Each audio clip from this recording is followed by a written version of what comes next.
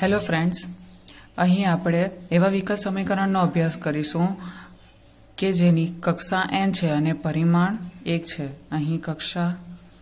બરાબર n અને પરિમાણ બરાબર 1 કે જેનું સ્વરૂપ છે d⁻ny/dx⁻n plus p1 d⁻n-1y by dx⁻n-1 plus p2 d⁻n-2y by dx⁻n-2 up to pny is equal to x. x A small x નું વિધેય હશે તથા p1 p2 up to pn એ વાસ્તવિક સંખ્યામાંથી કોઈ પણ અચળાંક હશે. હવે એના સામાન્ય ઉકેલ માટે આપણે સૌપ્રથમ ધારી લઈશું કે d/dx ને વિકલન હોવાથી કેપિટલ D વડે દર્શાવી શકાય. તેથી આપેલ સમીકરણ આ રીતે લખી શકાશે કે d⁻ny plus p1 d⁻n-1y plus p2 d⁻n-2y plus up two pny is equal two x. હવે અહીં દરેક પદમાં y સામાન્ય હોવાથી એના પછીનું પદ આપણે આ રીતે લખી શકીએ કે d સાથેની ટર્મ એક સાથે અને y ને બહાર સામાન્ય.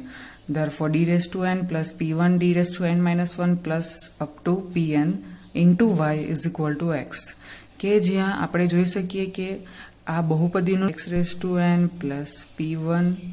x⁻n-1 plus up to pn જે બહુપદીના સ્વરૂપે દર્શાવી શકાતું હોવાથી આપણે ધરી લઈશું કે એનું સ્વરૂપ છે f of d, small fd. therefore સમીકરણ થશે fdy is equal to x, જેને સમીકરણ 1 નામ આપીશું. અને આપણે જાણીએ છીએ કે આવા સમીકરણ વિકલન સાથેના વિકલ સમીકરણનો સામાન્ય ઉકેલ થશે y is equal to cf plus pi, કે જ્યાં cf એટલે કોમ્પ્લિમેન્ટરી ફંક્શન અને pi એટલે પર્ટિક્યુલર ઇન્ટિગ્રલ. અહીં આજે આપણે હવે પર્ટિક્યુલર ઇન્ટિગ્રલ શોધવા માટેની મેથડ અથવા રીતનું વર્ણન કરીશું. સવાલ એ પ્રમાણે છે કે જો વિકલ સમીકરણ fdy is equal to e⁻ax, એનો મતલબ શું કે આપણે ઉપર સમીકરણ 1 જોયું કે જ્યાં fdy is equal to x, x એટલે સ્મોલ x નું કોઈ પણ વિધેય કે જે અહીં આપણે સ્મોલ x નું વિધેય લઈશું e⁻ax સ્વરૂપમાં હોય તો તેના સામાન્ય ઉકેલ માટે pi શોધવાની રીત વર્ણન કરો. જવાબ આ પ્રમાણે થશે કે અહીં આપેલ વિકલ સમીકરણ આ છે f of dy is equal to e⁻x. તો અહીંયા f of d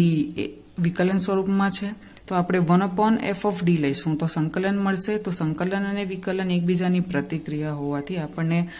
y નો જવાબ મળશે અને જેને આપણે કહીશું pi ની કિંમત. એટલે કે લખાશે બંને બાજુ f of d વડે ભાગાકાર કરતા, એનો મતલબ કે 1/fd ઓપરેટ કરતા 1/fd into fd into y is equal to 1/fd into fd into e⁻ax. હવે અહીંયા સંકલન અને વિકલન એકબીજાની પ્રતિક્રિયા હોવાથી ફક્ત y મળશે અને અહીં 1/fd into e⁻x કે જેની કિંમત જે આપણે શોધીશું તેને કહેવાશે pi ની કિંમત આપેલ સમીકરણ માટે. હવે જોઈએ આપણે કે કિંમત કઈ રીતે મળશે. તો અહીં આપણને ખ્યાલ છે કે f of d is equal to d⁻n plus p1 d⁻n-1 plus p2 d⁻n-2 plus up to pn. હવે બંને બાજુ આપણે e⁻x વડે ગુણાકાર કરતા f of d into e⁻x is equal to આખી બહુપદીનો ગુણાકાર e⁻x સાથે. હવે આ e⁻x દરેક ટર્મને અલગ અલગ આપી દઈએ આપણે તો શું મળશે d⁻n e⁻x plus p1 d⁻n-1 e⁻x plus up to pn-1 d into e⁻x plus pn e⁻x. હવે અહીં આપણે જાણીએ છીએ કે d એ વિકલનનું પદ છે, એનો મતલબ કે d is equal to d/dx સ્વરૂપ છે. અને એમાં જો આપણે જોઈએ તો d/dx ની ઘાત n, એનો મતલબ કે e⁻x નું n વખત વિકલન. હવે આપણે જો એકવાર વિકલન કરીએ e⁻ax નું તો એનો જવાબ આવશે a e⁻x. હવે આ ટર્મનું જો આપણે પાછું ફરીથી વિકલન કરીએ e⁻x તો એ તો છે જ, એ પાછું ફરીથી આવશે એટલે ઇઝ ઇક્વલ ટુ મળશે a² e⁻x અને આ થશે d² by dx² e⁻x. એટલે e raise to a x એકવાર વિકલન a e raise to x અને તેનું ફરીથી વિકલન a square e raise to x square. એનો મતલબ કે d cube by d x cube e raise to a x. જો આપણે ફાઇન્ડ કરવું હશે તો d square by d x square એકવાર કરશું તો a e raise to x મળશે વિકલન. ફરીથી આપણે પાછું કરીશું એટલે ડી બાય ડી એક્સ તો આપણને મળશે a square e raise to x અને ફરીથી કરીશું તો આપણને મળશે a cube e raise to x. એનો મતલબ કે જો આપણે 3 વાર વિકલન કરીએ તો એની ઘાતમાં 3 આવશે સાથે ઈ રેસ ટુ એક્સ. તો આપણે જોઈ શકીએ અહીં કે ડી રેસ ટુ એન હોવાથી જો આપણે ઈ રેસ ટુ એક્સનું એન વખત વિકલન કરીશું તો એ રેસ ટુ એન આવશે ઈ રેસ ટુ એક્સ. એ જ રીતે જો n-1 વખત વિકલન કરીશું તો એની ઘાતમાં આવશે n-1. એ જ રીતે જો એકવાર વિકલન કરીશું તો એકવાર એ આવશે અને આ તો વિકલન વગરનું પદ છે. તેથી આપણું આખી બહુપદી જે ડીના સ્વરૂપમાં હતી તે હવે આવે છે એના સ્વરૂપમાં કે જેમાં પણ ઈ રેસ ટુ એક્સ બધા ટર્મમાં બધા જ પદમાં સામાન્ય હોવાથી આપણે એને સામાન્ય લેતા બહુપદી અંદર મળશે a raise to n plus p1 a raise to n-1 plus p2 a raise to n-2 plus up to pn. અને આ જે છે જે એફડીના સ્વરૂપમાં હોવાથી અને આપણે લખી શકીશું f of a e raise to x. એટલે આપણને હવે મળશે f d e raise to x is equal to f of a e raise to x. હવે operating both side 1/1/fd we get. એનો મતલબ એવો થશે કે આપણે આ જે સમીકરણ છે તેની બંને બાજુ 1/fd વડે ગુણાકાર કરતા એટલે આપણને મળશે 1/fd into fd e raised to x is equal to 1/fd into fa into e raised to x. હવે ફરીથી 1/fd સંકલન છે અને fd એ વિકલન છે એકબીજાની પ્રતિક્રિયા એટલે ફક્ત e raised to x બચશે is equal to 1/fd into fa into e raised to x. આ ટર્મ આપણને ફાઇનલ મળશે. હવે f of a કે જેમાં a એક અચળાંક હોવાથી આપણે સામાન્ય લઈ શકીશું એટલે fa સામાન્ય આવશે f of a into 1/fd into e raised to x આવશે જેને આપણે સમીકરણ 2 નામ આપી દઈશું. હવે અહીંથી આપણી પાસે બે કેસ આવશે. કેસ 1 કે કેસ 1માં જો આપણે એવું ધારી લઈએ કે f of a is not equal to 0 એનો મતલબ કે જે આ બહુપદી છે fd કે જેમાં d ની જગ્યા પર આપણે સ્મોલ a મૂકીએ તો જવાબ 0 ના આવે. f of a is not 0 તો શું તો કે તો 2 implies એટલે 2 આ છે 2 implies આપણે f of a ને છેદમાં લઈ જઈ શકીએ. કેમ કે is not equal to 0. જો 0 આવે તો આપણે 1/f of a ના લખી શકીએ કેમ કે 1/0 એ અવ્યાખ્યાયિત પદ છે. Therefore 1/fa into e raised to x is equal to 1/fd into e raised to x. હવે 1/fd આની જ તો આપણી કિંમત શોધવાની હતી કે જે pi હતું. તો therefore 1/fd e raised to x is equal to આપણને જવાબ મળે છે 1/fa into e raised to x. પણ ક્યારે કે જ્યારે fa is not equal to 0 હોય ત્યારે. હવે આપણે બીજો કેસ જોઈએ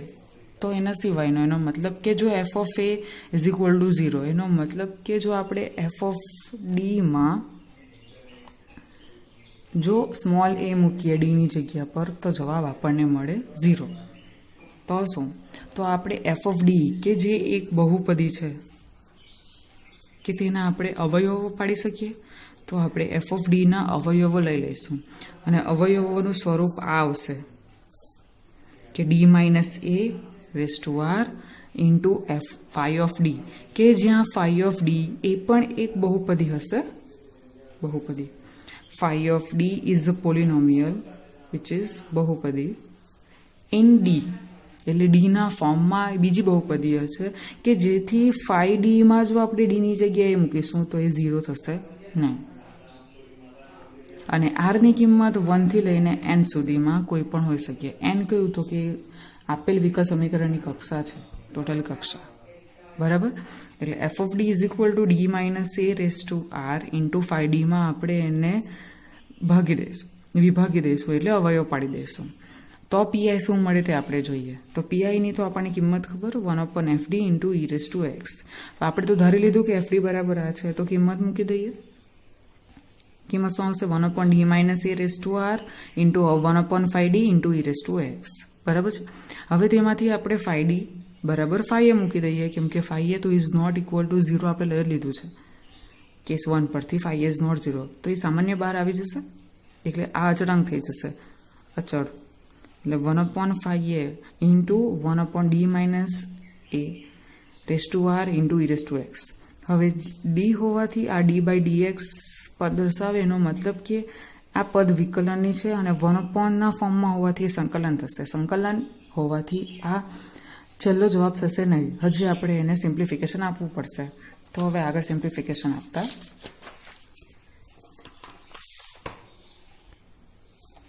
તો પહેલા આપણે ધરી લઈએ કે r ઇઝ ઇક્વલ ટુ 1 જો r ઇઝ ઇક્વલ ટુ 1 હોય તો શું આપણે એ જોઈએ 1/d minus a raise to r e raise to ax હતું કે જ્યાં r ઇઝ ઇક્વલ ટુ 1 મૂકતા એનો મતલબ કે 1/d minus a raise to 1 into e raise to ax હવે આનો જવાબ કોઈક x નું વિધેય આવી શકે તો આપણે ધારી લઈએ ધારતા કે આ બરાબર fx છે એનો મતલબ કે e રેસ ટુ ax શું થશે d માઇનસ a અહીં આવી જશે ગુણાકારમાં ઇન્ટુ f ઓફ x બરાબર છે is equal two f of x બંનેને આપી દઈએ તો d into f of x minus a into f of x થશે e રેસ ટુ ax બરાબર એનો મતલબ શું થશે ધરફોર પ્રથમ આ ટર્મ લખીએ તો આ d બાય dx છે fx પછી આ લખીએ તો પ્લસ કરીને minus a into fx is equal to e raise to x તો આ થયું dy by dx plus py is equal to q જે છે સુરેખ વિકલ સમીકરણ